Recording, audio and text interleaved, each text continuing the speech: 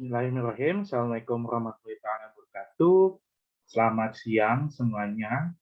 Pada Ibu Tisni, selamat siang. Eh, Teman-teman semuanya dari Ibu Tisni, eh, pada kesempatan hari ini saya akan menganalisis tentang atau menganalisis film hijab terhadap hukum ekonomi.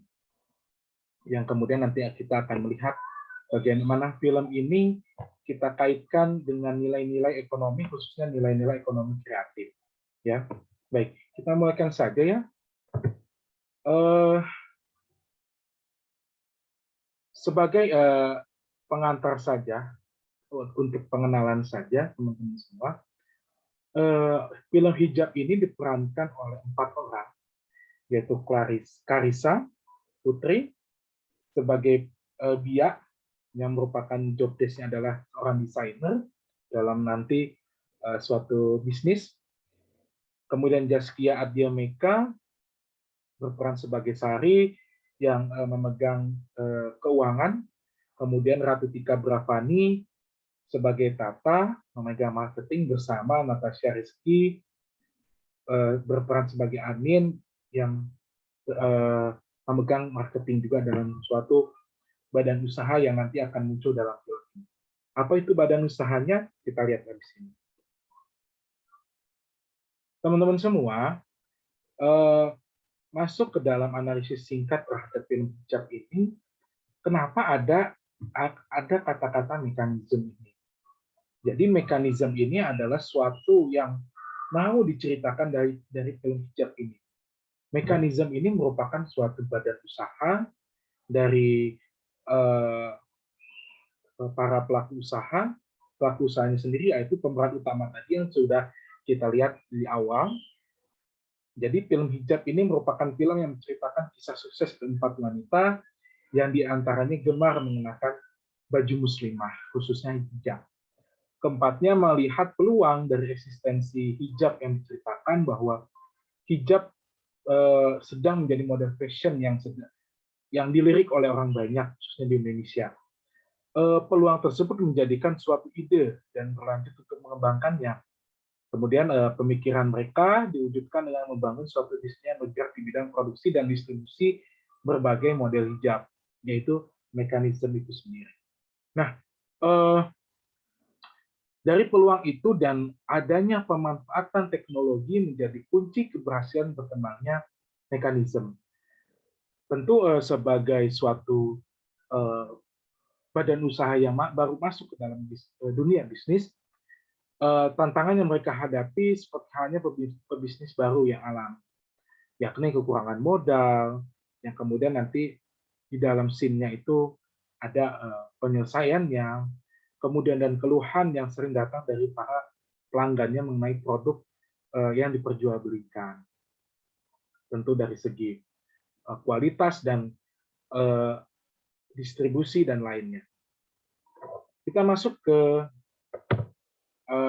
aspek edukasi dari film hijab ini. Teman-teman semua, aspek edukasi yang kita dapat dari film hijab ini yaitu edukasi berkenaan dapat melihat peluang besar dari setiap kondisi. Seperti dalam film ini diceritakan bahwa ada tren hijab yang telah menjadi mode atau gaya fashion kekinian yang pada akhirnya dapat mendatangkan keuntungan dari pemanfaatannya. Tentu fashion ini merupakan salah satu dari sektor ekonomi kreatif di Indonesia yang mendatangkan atau ya menjanjikan keuntungan bagi siapa saja yang masuk ke dalamnya. Sangat menjanjikan sektor ini dan tren atau mode berpakaian dari tahun ke tahun di setiap negara tentu pasti akan mengalami perubahan-perubahan yang dapat mempengaruhi pasar atau menciptakan pasar sendiri.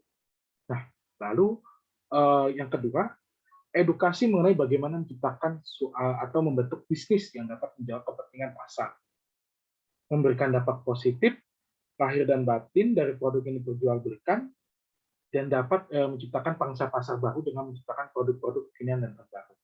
Tentu hijab ini yang kemudian dilirik oleh mekanisme ini bukan hanya sebagai tuntutan batin atau tuntutan agama, tetapi sudah menjadi tuntutan lahir, yaitu gaya berpakaian saat ini yang digunakan oleh masyarakat Indonesia, khususnya di kalangan yang beragama Muslim.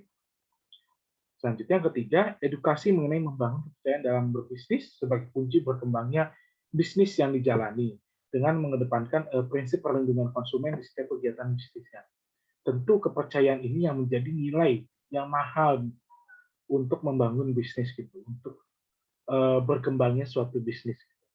Kepercayaan pelanggan, konsumen itulah yang menjadi titik utama yang harus diperhatikan oleh para pembisnis. Yang kemudian konsumen tersebut diatur, antara hubungan konsumen dengan pelaku usaha diatur dalam perlindungan konsumen.